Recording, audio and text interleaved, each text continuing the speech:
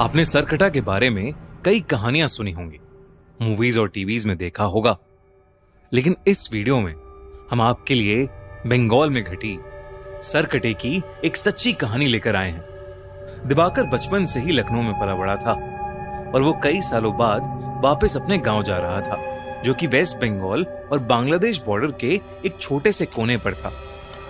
इससे पहले वो अपने गांव सिर्फ बचपन में गया था, लेकिन अपने पेरेंट्स के मरने के बाद अब उसके परिवार में सिर्फ उसकी नानी थी, जिन्हें वो अपने साथ लखनऊ ले जाने के लिए गांव आया था। वो गांव के पास पहुंच तो गया, लेकिन वहां की मेन सड़क बारिश की वजह से खराब हो गई थी।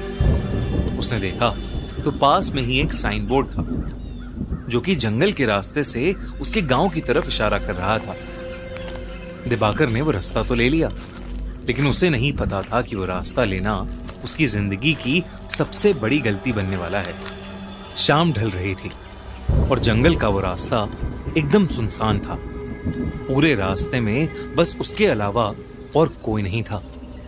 कुछ दूर जाते ही दिवाकर को अजीब सा भारीपन लगने लगा और उसे ऐसा महसूस हुआ कि कोई 10 फीट का आदमी एक झाड़ी के पीछे खड़ा उसकी तरफ देख रहा है। दिवाकर को लगा कि झाड़ियों में कोई जानवर होगा, तो वो थोड़ा तेजी से चलने लगा और तभी उसके पैरों के नीचे कुछ आया, जिससे वो लड़खड़ा कर नीचे गिर गया। जैसे ही उसने पलट कर देखा तो उसके रोंगटे खड़े हो गए। वो जिस चीज से लड़खड़ाया था वो चीज कुछ और नहीं बल्कि किसी इंसान का कटा हुआ सड़ा हुआ एक सर था। ये देखते ही दिवाकर वहां जोर से भागा और जैसे तैसे करके उस एरिया से निकलकर अपने घर पहुंच गया। उसकी नानी उसे देखकर बहुत खुश थी और साथ ही हैरान भी।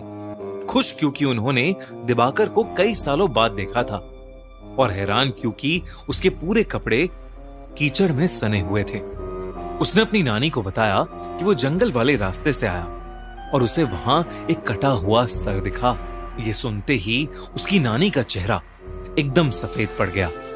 उन्होंने बताया कि वो जंगल का रास्ता गांव में कई सालों से सुनसान है, क्योंकि वहां स्कोंदो काटा यानी सर कटा रहता है। कहते हैं कि उनके गांव में एक लंबा चौड़ा पहलवान लड़का रहता था। एक दिन उसे एक लड़की से प्यार हो गया, और जब उसने उस लड़की से अपने प्यार का इजहार किया तो उस लड़की के परिवार वालों ने उसको बहुत मारा और उसकी बहुत बेइज्जती की। उस दिन के बाद से वो लड़का एकदम पागल हो गया और उसने अपने पागलपन में एक रात उस लड़की को जान से मार डाला। उस लड़की के परिवार वालों ने उसे ये करते हुए देख लिया और उस लड़के को जंगल में ले जाकर उसका सर काट दिया। उन्होंने उस लड़के के सर कटे शरीर को उसी जंगल में छोड़ दिया, और कहते हैं कि तब से सरकटे की आत्मा अभी भी उस जंगल में भटकती है और वो अपने बदले की आग में जलता रहता है। कहते हैं कि अगर वो किसी को एक बार दिख जाए तो वो उसे भी मारकर सरकटा बना देता है। दिवाकर ये कहानी सुनकर चौंक गया था, लेकिन उसे इस कहानी पर विश्वास नहीं था। उसने अपनी नानी को कहा कि जो उसने जंगल में देखा वो कोई आत्मा नहीं थी, बस एक मरे हुए आदमी का सर था। उसके बाद वो नानी के साथ खाना खाकर सोने चला गया। जैसे ही आधी रात हुई, दिवाकर को सोते हुए ऐसा लगा कि जैसे कोई धीमी सी आवाज में उसे पुकार रहा है। उसने उठकर देखा तो उसके कमरे में कोई नहीं था।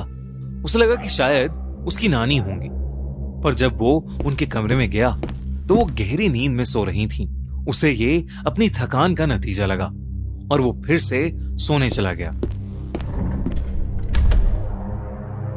लेकिन उसकी आंख लगते ही उसे फिर से वही आवाज सुनाई दी।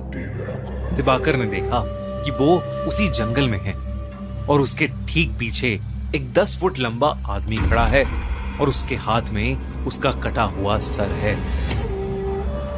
वही भयानक सड़ते मांस वाला कटा सर जो उसे रास्ते में दिखा था।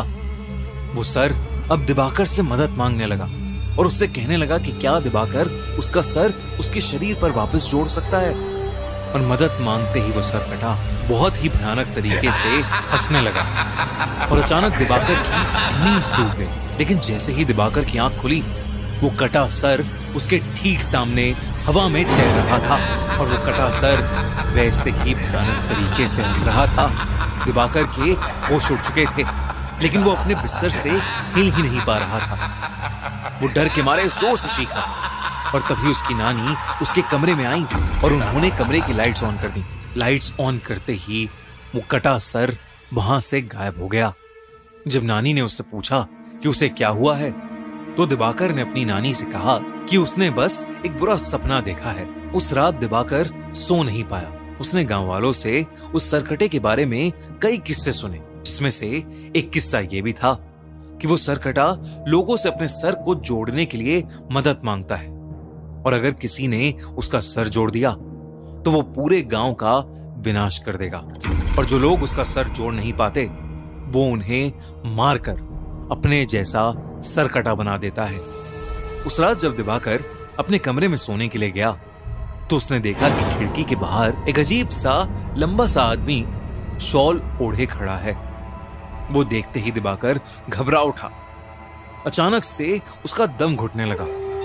उसने देखा कि उस सरकटे का सर उसके ठीक पीछे है और वो अपने बालों से उसका गला दबा रहा है। इससे पहले कि वो कुछ कर पाता, उसे कमरे में एक तेज हवा का झोंका महसूस हुआ और वो एकदम से बेहोश हो गया। कुछ देर बाद जब दिवाकर की आंख खुली तो उसकी नानी उसके सामने थी।